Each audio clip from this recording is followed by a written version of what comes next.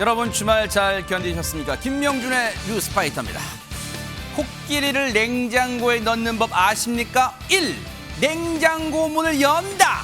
2. 코끼리를 냉장고에 넣는다. 3. 냉장고 문을 닫는다. 참 쉽죠? 이거 다 아는 얘기라고요. 그럼 이건 들어보셨습니까? 청문회 통과하는 법. 1. 모든 의혹은 청문회 때 소상히 답하겠다고 말한다. 2. 청문회 때는 이미 답했다고 말한다. 3. 임명장을 받는다. 네, 어떤 게 더 쉬운지 그걸 가리는 게 어렵네요. 7월 7일 월요일 김명준의 뉴스파이터 60초 후에 알려보겠습니다.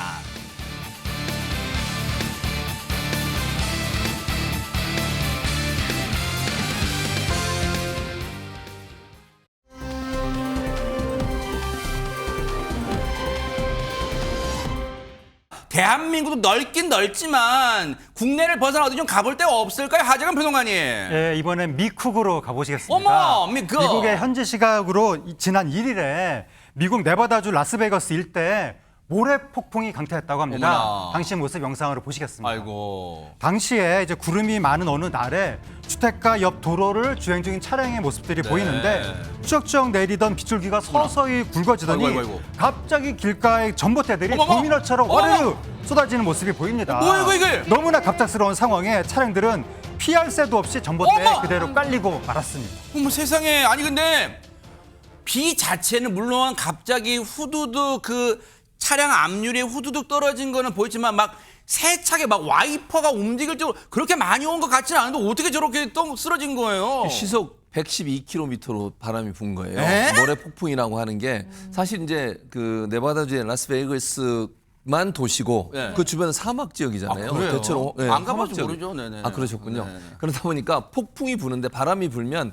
비가 아까 잠깐 내렸잖아요. 비 오는 것뿐만 아니라 모래 폭풍을 몰고 오는 거예요. 근데 아. 그게 시속 112km로 오다 보니까 전봇대들이 바람에 이제 떨어져 나간 거죠 결국은. 세상에. 그래서 비바람을 동반한 모래 폭풍이 강타를 했는데 다행히 보행자나 운전자들이 다치지 않았다고 합니다. 와, 그 와중에 안 다쳤어요. 예, 천만다행이네요. 다행히도 안 맞았는데 차량은 지금 부서지고 이랬잖아요. 네. 대단히 위험한 상황이었다는 생각이 들고요. 분명히 저분들은 100% 안전벨트 매셨을 거예요. 그럼요. 당연히 네. 맸을 거라고 생각합니다. 그래서 이번 사고 여파로 약 3만 가구의 전기가 끊겼다고 그러고요. 어머나. 교통편도 마비가 되고 주변 자영업자들의 피해가 상당히 크다고 하는데 네. 뭐 이런 일들이 이제 여러 번 있었기 때문에 당국에서는 이런 부분들에 대한 대책을 좀 세워야 된다는 그런 얘기들이 나오고 있는 상황이고요. 네. 현재 신속한 전력 복구를 위해서 대응 단계를 비상 대응 체제로 옮겨서 진행하고 있다고 하고 기후변화로 인해서 이처럼 기습적인 바람, 그러니까 돌풍 그리고 뇌우가 빈번해지고 있다면서 우려를 드러내기도 어머나, 했습니다. 아직 전력 복구가 100% 다 안 됐나 봐요. 왜냐하면 미국도 지금 여름 날씨 더울 거 아니에요. 세상 이 더위에 에어컨도 못 켤 정도면 얼마나 또 고통이 심할까. 하루빨리 또 전력 복구 되길 또 기대해 볼게요.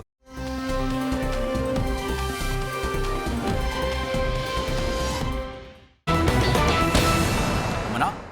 대낮에 대체 뭔데 뭐가 안 된다는 건 절대 안 된다는 거예요. 하재근 평론가님. 예, 낮이건 밤이건 절대로 해선 안 되는 행동을 또 누가 했습니다. 어허. 관련 영상 바로 보시겠습니다. 뭘까요 이건 또? 예, 영상을 보시면 네네. 이제 빠른 속도로 달리는 오토바이 모습이 보입니다. 네. 굉장히 빠른 속도인데 신고받고 경찰이 출동했습니다. 경찰이 뒤쫓아서 오토바이 운전자를 이제 잡았는데 네. 음주 측정을 시도했습니다. 어. 근데 오토바이 운전자가 강하게 저항하면서 어. 경찰관의 팔을 깨물고 어머. 급기야는 경찰관 얼굴에 물까지 뿌렸습니다. 어머머 세상에. 아니 근데 지금 보세요. 진짜 보고도 믿기지가 않아. 사람을 물어요. 저 경찰분들은 위험에 무방비로 노출된 거잖아요. 흉기도 위험한 물건이지만 어떤 사람이 경찰을 향해서 흉기를 휘두르는 것도 위험한 상황이지만 물리게 되면 여러분 어떤 게 걱정돼요? 감염 같은 게 걱정될 수 있잖아요. 세상에 얼마나 걱정되겠어요. 경찰분 얘기 들어보시고 이어 보도록 하겠습니다. 그래 알았어 놔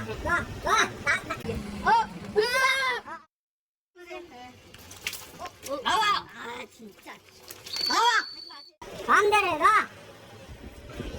아이 뭐라고 좀 최지문 교수님 네. 진짜 저런 인간들을 전 사람이라 하고 싶지 않아요. 저런 인간이라는 한자어를 붙여주는 것도 진짜 아까워. 저 왜 저러는 거냐 경찰한테. 그러니까 제정신이 아닌 거죠. 저는 그렇게 보입니다. 50대 남성인데요. 음주를 하고 술을 먹고 오토바이를 몬 거예요. 그 저는 절대 해서는 안 되는 일이잖아요. 그러면 잡혔으면 미안하고 죄송하다고 얘기하고 법적 처벌을 받아야 되는 거 아닙니까? 아하. 그런데 지금 보신 것처럼 경찰관에 대해서 저렇게 막 윽박 지르고 뭐 나라 그러고 체포를 하려고 하니까 못하게 막았잖아요. 음주 측정을 3번이나 거부했어요. 음축해야 되는 거 아닙니까? 맞아요. 음주한 걸로 의심이 되고 술 냄새도 나고 저렇게 위험하게 운전을 했으니까 경찰이 잡아서 음주 측정을 하려고 해서 3번이나 거부를 했고요. 이에 경찰은 남성을 음주 측정 거부와 공무집행 방해 혐의로 현장에 체포했다고 합니다. 네. 하지만 법원에서는 네. 이 남성의 주거지가 명확하다는 이유로 구속영장을 기각했다고 합니다. 참 진짜 아니 근데 저 상황 영상을 진짜 이 스튜디오에 계신 분 중에 제가 이렇게 흘낏 봤어요. 물끄러미 무표정으로 바라보신 분이 우리 박성배 변호사님이에요. 경찰 출신. 이 여러 가지 의미심장한 표정이 이 얼굴에 다 써 있더라고요. 저 영상 보면서 이 현직을 떠나 지금 경찰 현직을 떠나서 계시지만 저 영상 보시면 그런 생각 드시는 것 같아요. 참 우리 동료들 지금도 현장에서 참 고생한데 왜냐면 팔이 깨물릴 거를 누가 상상을 했고 혹시 현직에 계실 때 그런 경험 있으세요? 저는 다행히도 팔이 깨물린 적은 없습니다. 그렇지만 폭행을 당한 적은 있습니다. 물론 폭행을 당한다고 제가 폭행을 당하고만 있지는 않고 제압을 하긴 합니다만 일반적으로 제압을 하는 과정에서 수시로 폭행을 지금 방금 당해왔습니다. 죄송해요 말 좀 저 자꾸 이빨 자국 치하다고 세상에 저 사람 진짜 네 말씀하세요. 네네. 특히나 야간에 음주 사고나 이 교통사고의 경우에는 돌발적인 폭행이 흔히 벌어지는데 아마 현장에 출동한 경찰이 그래도 낮이니까 이와 같은 일이 벌어지리라고는 예상을 못했을 것 같습니다. 그렇지만 여러 경찰관들이 체포를 시도함에도 불구하고 팔을 물어뜯는 등 상당히 비이성적인 행동을 했는데 이 정도 사안이라면 구속영장이 발부되더라도 이상하지 않습니다.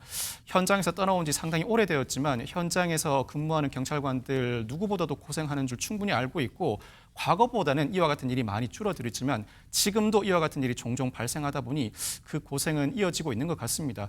아마 당장 수사 단계에서는 법원이 영장을 발부하지 않았지만 특별한 사정 변경이 없는 한 법원 재판 단계에 접어든다면 실형 선고 가능성이 상당히 농후합니다.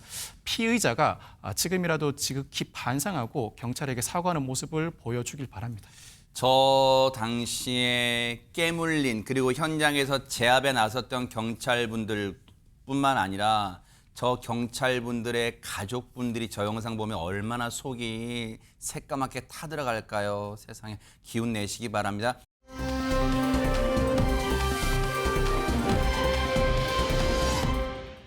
대낮에도 절대로 하면 안 되는 거 처음 봤는데 또 있어요, 허준 변호사님? 또 있습니다. 그렇게 하지 말라고 해도 대낮에 그것도 점심시간이 갓 지난 무렵인 오후 2시 15분에 음주운전을 한 사람이 있었습니다. 아하. 경기도 의정부시 금호동의 한 도로에서 경찰이 음주운전이 의심된다는 신고를 받고 지난달 15일 현장으로 출동했다고 합니다. 네네. 그런데 이 운전자가요. 네. 순순히 경찰의 말을 듣거나 협조하지 않았습니다. 어? 당시 상황이 어땠는지 영상으로 보시죠. 하하, 네네.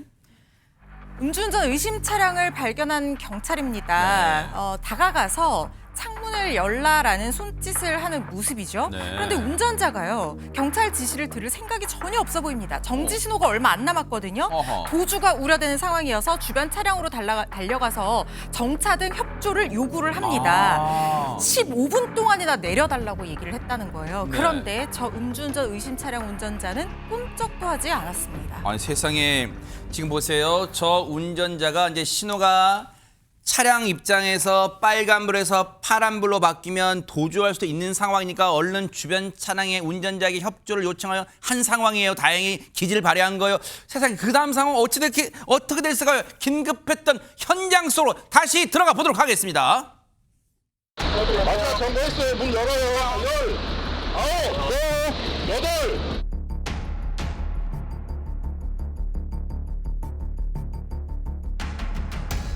내가 분명히 경고했어요. 저희 sak국부대 주세요. 네, 14시 18분 감지. 음주 운전자였습니다. 대낮 음주 운전자예요. 얼마나 대낮에 퍼마신 거예요. 근데 보세요. 저 음주 운전자가 다행히 다른 큰 사고 안 내고 현장에서 경찰분들의 재빠른 신속한 행동 덕분에 검거 덕분에 이 제압이 돼서 다행인데 보세요. 저 운전자 몹쓸 운전자가 검거된 이후에 한 말이 가관이랍니다. 현장 출동했던 경찰 얘기 들어보시고 이어가 보도록 하겠습니다. 그 본인은 내리려고 했었는데 경찰관이 강제로 깼다 이런 식으로 얘기를 했었는데요. 저희가 신호가 5번이 바뀔 동안 내리라고 강력하게 경고하고 명령을 했음에도 불구하고 아니 자기의 행동이 고스란히 찍혔다는 걸 저 인간은 몰랐을까요? 박성배 변호사님 왜 저기 아주 그냥 거짓말로 부인해요. 당시 이 50대 남성은 경찰 지시에 불응한 채로 기어를 드라이브에 넣어두고 브레이크 페달을 밟고 있었다고 합니다. 여차하면 언제든 도주할 준비를 하고 있었던 것으로 보이는데 이와 같은 현장에서 요즘 경찰관들은 대부분 영상 촬영을 합니다. 경찰이 적법 절차를 준수하였음을 입증하고 피의자의 사실과 다른 주장을 배척하기 위함인데 이에 따라서 피의자의 이와 같은 사실과 다른 주장은 금세 배척되기 마련입니다. 한편 이 남성 조사 결과 과거 2차례 음주운전 전적이 있는 것으로 드러났습니다. 이 음주운전 확정 판결을 10년 이내 받은 전적이 있다면 도로교통법상 가중처벌 대상입니다. 경찰은 일단 간이 감지기를 통해서 이 남성의 술을 마신 사실 자체는 밝혀냈지만 측정 거부로 결국 혈중 알코올 농도는 파악하지 못했는데 결국 경찰은 이 남성을 도로교통법 위반 음주 측정 거부 혐의로 검찰에 넘겼습니다. 제발요. 지금 뉴스파이터가 하루가 멀다 하고 지금 음주운전 낮이건 지금처럼 낮이건 심야건 새벽이건 할 거 없이 음주운전 사고 또는 그 음주운전이란 사망사고까지 일어난 경우 비일비재하잖아요. 계속해서 저희가 이런 사고, 음주운전 사건 사고 전해드리는 이유는 여러분도 아실 거예요. 이 대한민국 땅에서 음주운전 4글자가 박멸되는 그날까지, 뿌리 뽑히는 그날까지 뉴스파이터가 여러분과 함께 눈 부릅뜨고 고발해 보도록 하겠습니다.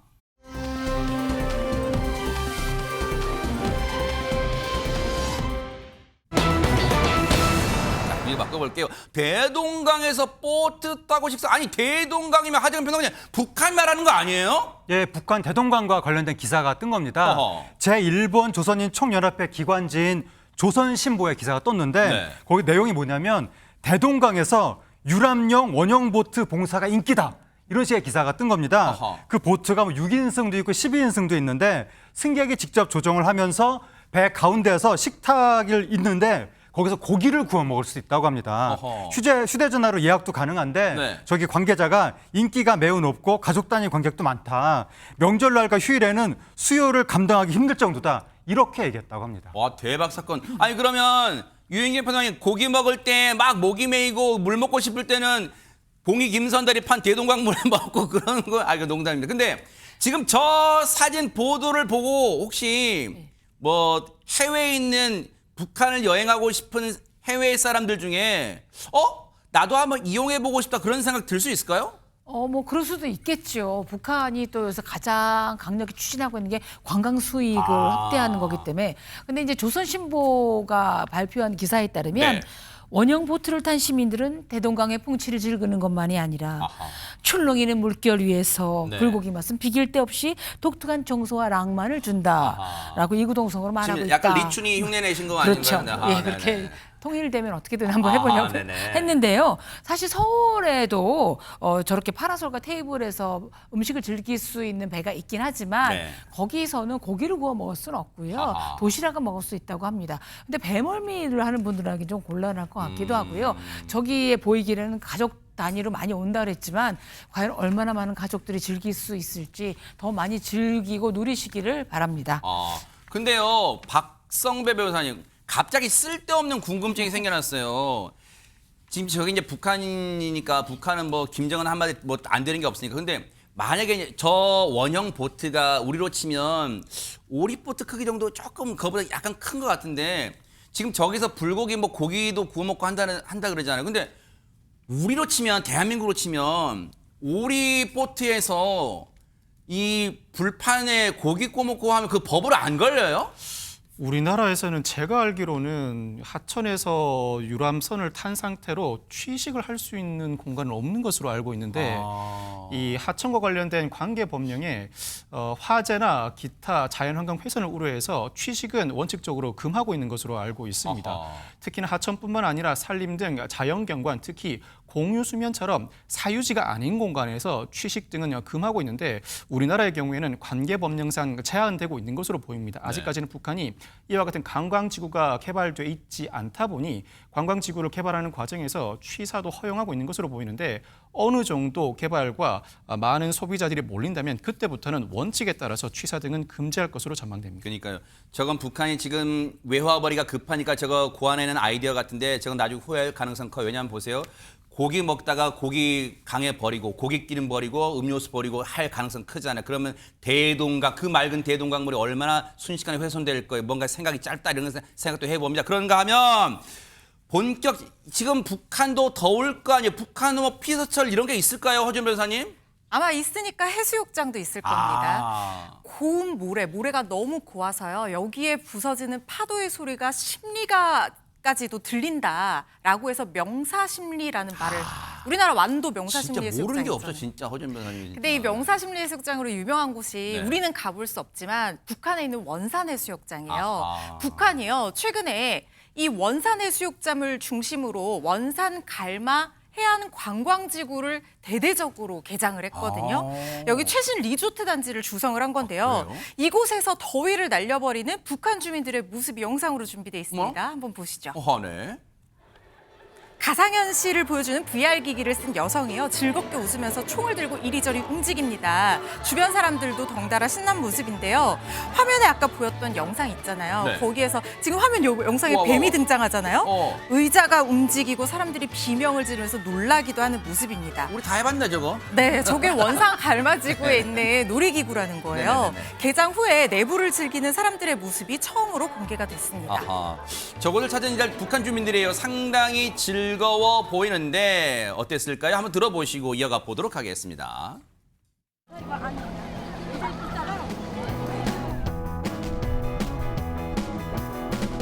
물이 맑지, 경치가 좋지, 모연한 바다가 한눈에 보이지.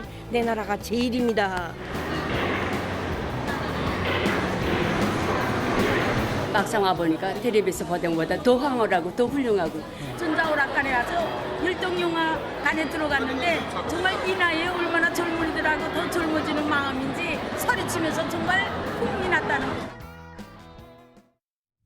최진봉 교수님. 아마 최진봉 교수님도 기억나실 거 예전에 수십 년 전이에요. 우리 방송 기자가 가서 북한 주민들 인터뷰를 했는데 여름에 해속 가십니까? 네, 갑니다. 묘양산으로 갑니다. 그거 기억나시죠? 네, 기억나요. 그래가지고 우리가 막 약간 비웃고 조롱했던 그 해속이라는 의미도 모르는 것 같다고 북한은 막 그런 걸 했었단 말이에요. 근데 지금 보면 격세지감을 느끼긴 하네요, 북한. 그렇죠. 네. 김정은이 정권을 잡고 나서 많은 부분 변화하려고 노력은 하고 있는 것 같은데 저는 이제 이런 생각은 들었어요.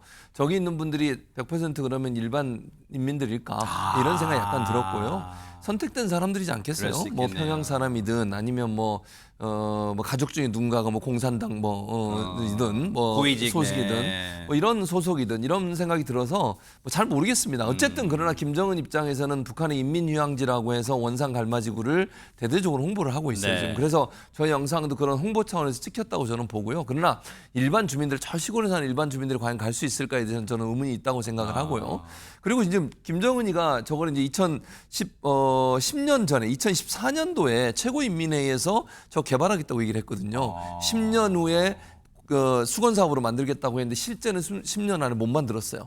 여러 가지 이유가 있는데 네. 그래서 리조트 조성을 계속 하고 있는데 왜냐하면 이게 대북 제재가 많이 들어가면서 자재나 이런 게 부족했거든요. 네. 그러다 보니까 리조트 사업에 상당히 좀 어려움이 있었던 것 같고 그리고 이제 이게 또 문제가 되는 게 뭐냐면 그 북한 전문 매체가 미국의 북한 전문 매체가 뭘 발견했냐면 네. NK 뉴스라는 곳에서 갈마지구 안내도라는 게 있어요. 그 갈마지구 안내도에 보면 전체 숙박시설 대형 호텔이 17개로 돼 있거든요. 근데 그중에 11개의 이름이 나와 있지 않아요. 네.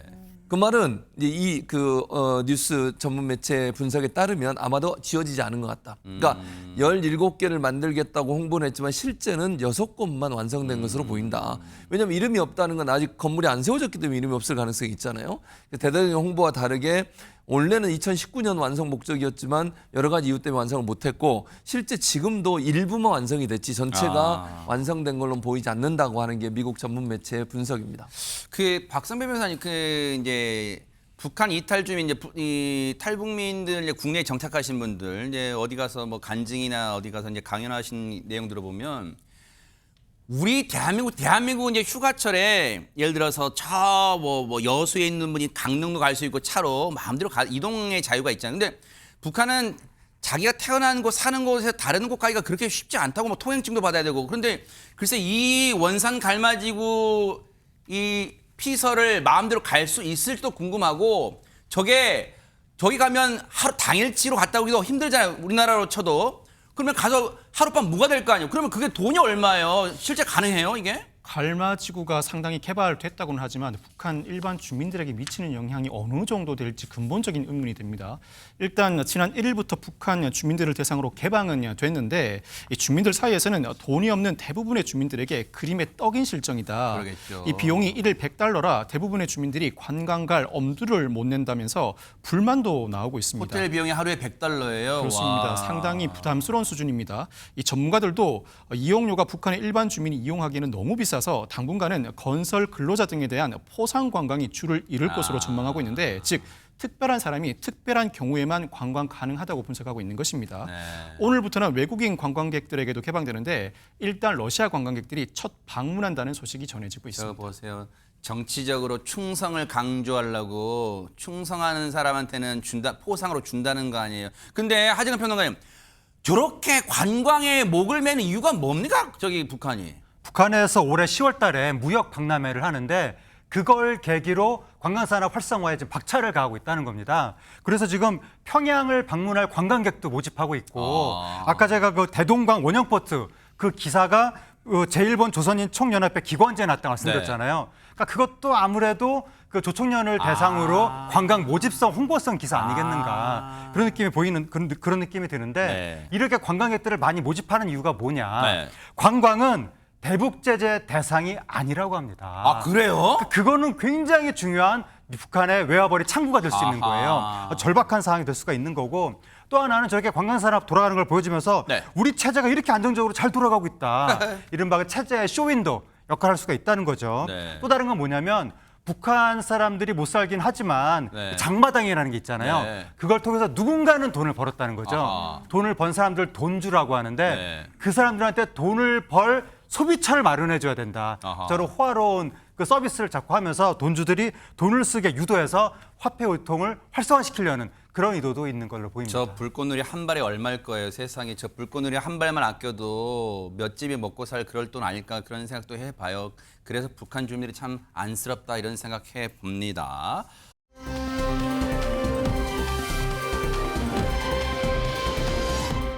자, 이거 바꿔볼게요. 어머나, 합동 결혼식을 꿈꾸던 모녀? 아니, 하재근 평론가 뉴스파트가 이거 진작에 알았으면 이거 소개 안 해드렸을 리가 없는데요. 이거 누굴까요? 이분들 누구예요? 예, 과거에 언급됐던 일이 있는데 바로 6살 연애 연인과 열애 중인 서정희 씨 허허! 그리고 또 4살 연애 연인을 만나고 있는 그 딸 서동주 씨 이야기입니다. 아하. 엄마 서정희 씨가 과거에 동주와 같이 결혼식을 하면 어떨까 이렇게 얘기해서 서동주 씨가 그 말을 듣고 질색하는 광경이 한번 소개가 됐었는데 아하. 최근에 이 네. 모녀의 근황이 전해졌습니다. 오. 최근에 전해진 건 영상도 있고 그런데 어머나. 서정희 씨가 당당하게 레드카펫 위를 걷고 있는 패션 모델 같은 느낌입니다. 와. 서정희 씨가 지금 62세라고 하는데 네. 완벽한 표정과 포즈로 전혀 긴장하지 않은 저런 모습으로 이제 레드카펫을 걸었고 어허. 저 모습을 영상으로 담은 건 바로 딸 서동주 씨라고 합니다. 네. 서정희 씨가 3년 전에 유방암 초기 진단 받은 뒤에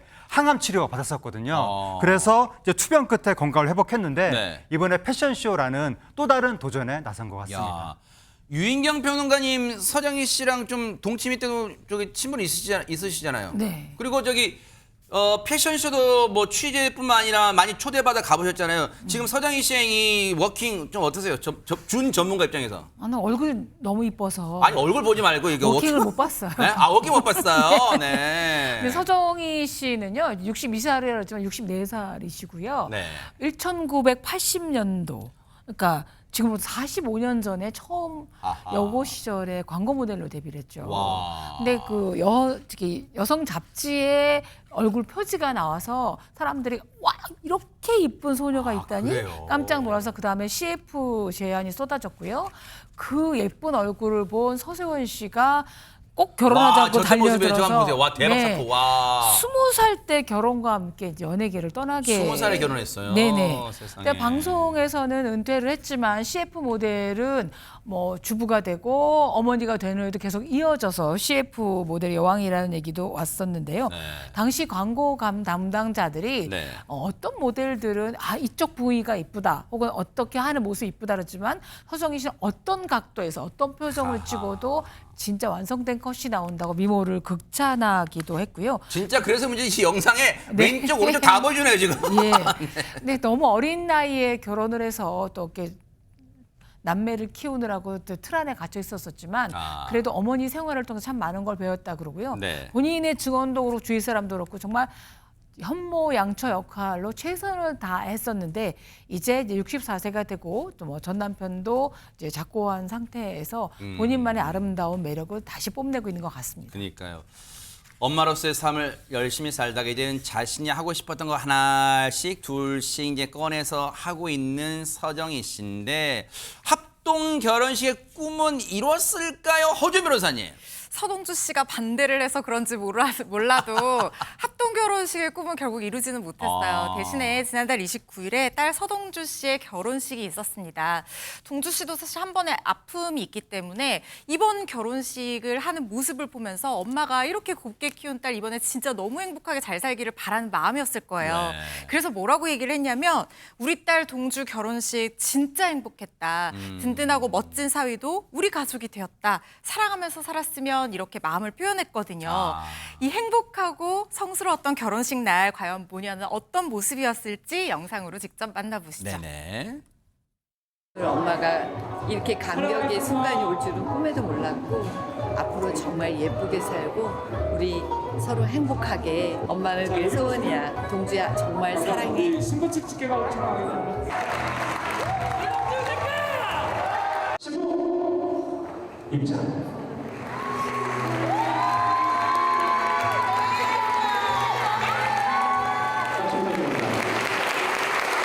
저는 동주와 영석이로부터 지난 세월 동안 아저씨로 불렸습니다. 두 사람이 저를 아저씨라고 불렀을 때 저는 친구처럼 또 인생 선배처럼 또 때로는 아버지처럼 아저씨가 우리 결혼식에 오셔서 축하의 말씀을 전해주시면 좋겠습니다. 그렇게 부탁을 했습니다. 오늘 이렇게 여러분들 앞에서 사랑하는 두 사람을 축복하게 되어서 참 고맙고 행복합니다. 선크림이 좀 물에 들어가서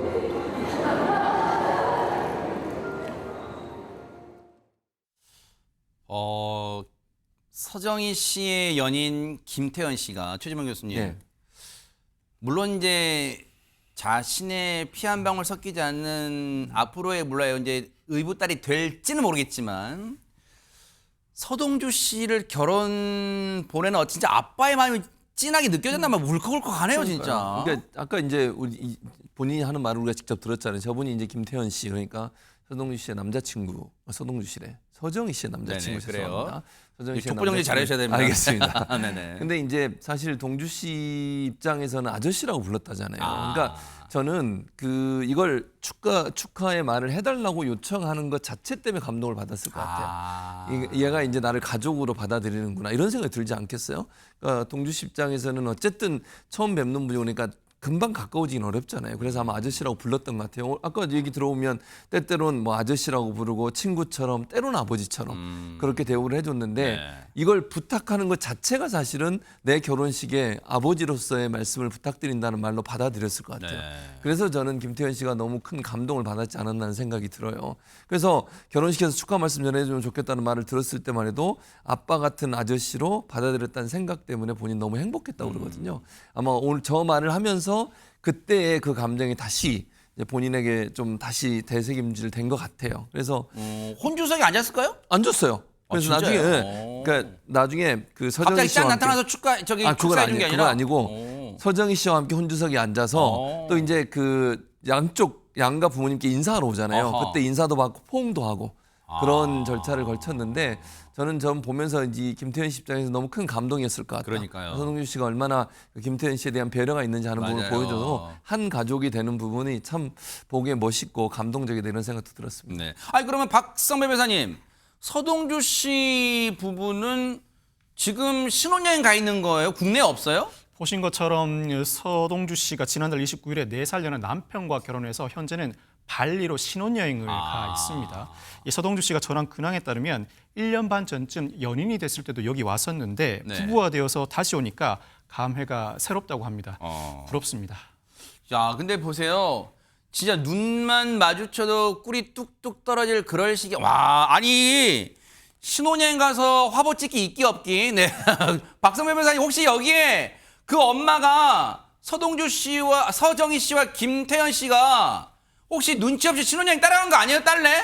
따라간 건지 따로 간 건지는 모르겠습니다만 서정희 씨도 지금 발리에 있습니다. 그거 봐. 그럴다니까, 그거 봐. 그것도 네네. 말씀하신 것처럼 연인 네. 김태현 씨와 같이 있는데 엄마도 화보 찍었네. 네. 어제 서정희 씨 SNS를 보면 이제 우리 딸아 여행 다니기 힘들다는 우리 엄마 니들끼리 가라 하면서 여행길에 용돈을 건네줬다고 써 있습니다. 야. 사실 그동안 서정희 씨 어머니, 서정희 씨, 서동주 씨 3대가 늘 함께 다녔다고 하는데 네. 이번에는 서정희 씨 어머니가 배려해주면서 서정희 씨가 연인 김태현 씨와 단둘이 발리 여행을 즐기고 있는 것입니다. 아, 멋지네요. 두 분을 보면, 그러니까 서정희 씨와 서동주 씨를 보면 그런 생각이 들어요. 참 모녀를 뛰어넘어 친구처럼 나이 들어간다 그런 생각이 드는데요. 앞으로의 모녀 사랑도 또 계속해서 피어나가고 또 각자 연인들과 또 부부와의 또 사랑도 아름답게 키워나가시길 또 기대해 보도록 하겠습니다.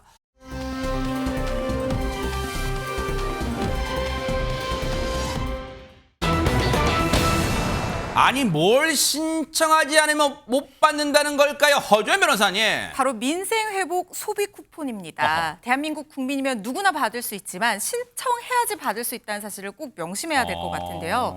1차 소비 쿠폰 신청에 대해서 안내를 드리면 7월 22일 아침 9시부터 9월 12일 오후 6시까지 신청을 하실 수가 있는데요. 출생연도 끝자리에 따라서 언제 신청하는지 요일이 달라질 수 있어요. 지금 화면 보시는 것처럼 내가 출생연도 끝자리가 1, 6이다 하면은 월요일 신청입니다. 2, 7이다 하면은 신청일이 화요일이고요. 3과 8은 수요일, 4와 9는 목요일, 5와 0은 금요일입니다. 그리고 주말, 토요일, 일요일에는 모두 다 인터넷으로 신청하실 수 있습니다. 주말에는 문 닫는 게 아니라 신청 안 받는 게 아니라 주말에도 받아요. 근데 박성배 변호사님 그럼 보세요. 인터넷 신청도 어려워. 나 그리고 모르겠어. 인터넷은 모든 거 다 잘 못해. 실제로 그러면 찾아가서 신청하면 안 되는 거예요? 민생회복 소비 쿠폰은 3가지 형태로 나뉩니다. 신용 또는 체크카드, 지역사랑 상품권, 선불카드 3가지 형태로 나뉘는데 이 중에 원하는 형태로 지급이 이루어집니다. 신용 또는 체크카드를 원할 경우에는 카드와 연계된 은행 창구에서 신청할 수 있습니다. 물론 신분증은 지참해야 합니다. 네. 또 선불카드나 지역사랑 상품권을 원할 경우에는 전국 읍면동 주민센터에서 신청할 수 있는데 역시 신분증을 지참해야 합니다. 참고로 지역사랑 상품권은 카드, 모바일, 지류형으로 나뉩니다. 아니 그럼 연세가 많으시거나 장애가 있으신 분, 이동이 불편하신 분들은 그러면 어떻게 못 받아요? 박성배 변호사님. 거동이 불편해서 주민센터를 방문할 수 없는 경우에도 방법이 있습니다. 지자체에 전화를 걸어서 찾아가는 신청을 요청할 수 있습니다. 자 이렇게 만약에 이제 신청을 받았다 쳐요. 하정은 변호사님 아껴뒀다가 다음 내년에 써야지 할 수 있죠? 절대로 안 됩니다. 에? 이게 소비 기한이 정해져 있습니다. 받은 날부터 시작해서 올해 11월 30일까지 그 안에 다 써야 됩니다. 써야 돼요? 그렇습니다. 11월 30일이 지나면 네. 남은 금액은 몽땅 다 환수됩니다. 어허. 그리고 그 사용할 곳도 지역도 제한이 있는데 네. 본인 주소지가 있는 광역 지자체 안에서만 써야 됩니다. 네. 다른 지역에서 쓰면 안 되고 그다음에 뭐 전통시장, 동네 마트, 네. 식당, 의류점 그러니까 동네에 있는 여러 그 자영업소들 네. 거기서 써야 되는데 아. 대형마트나 뭐 기업형 슈퍼마켓, 백화점, 면세점 이런 데서는 쓰면 안 되고 네. 그리고 공공요금, 교통요금, 통신요금 이런 걸 납부해도 안 됩니다. 근데 유인규 변호사 이 와중에 민생회복 지원금 이거 소비 쿠폰 필요 없어요라고 말한 사람이 있다는데 누구예요? 부산 남구가 지역구인 국민의힘의 박수영 의원이 전 국민을 대상으로 한 정부의 민생 소비 쿠폰 지급을 비판하는 글을 올렸는데요. 네. 당선 축하금 25만 원 산업 필요 없다. 그 대신에 산업은행을 부산에 보내달라. 부산 시민은 25만 원 필요 없다라고 글을 올렸는데. 부산 시민이 다 동의한 거예요? 필요 없다고? 아니요. 부산 네. 시민들이 얘기해서 나 부산 사람인데 언제 물어봤냐고. 개인 생각을 부산 시민 전체 생각으로 말하지 말아달라고. 나는 소비 쿠폰 필요하다. 이렇게 역풍이 좀 불고 있고요. 네. 가뜩이나 어려운 시민의 자영업자를 외면한 발언이다라고 얘기했고요.